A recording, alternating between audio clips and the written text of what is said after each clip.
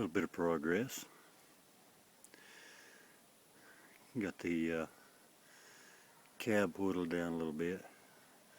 Got to cut the doors off, get my top cover put back, fabricated.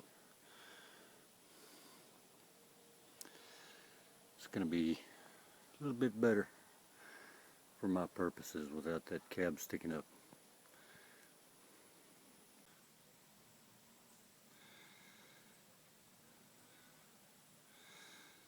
Got some channel iron, angle iron,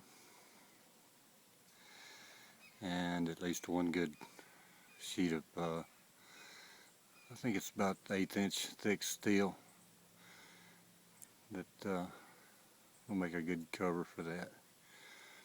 Good strong cover. And that'll give me all the visibility I need in order to tow trailers. Fifth wheel, gooseneck. Be able to see right over the top of that box there on the front. I do like that body style being just like my 1-ton.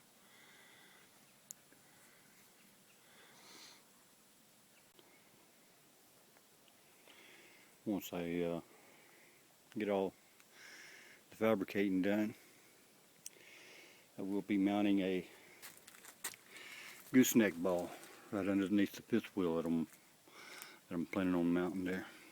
Not sure how I'm going to mount it yet.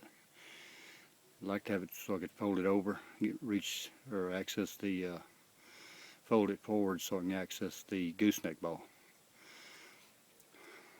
Pull a couple of pins and completely remove it. Paid $15 for that fifth wheel hitch there.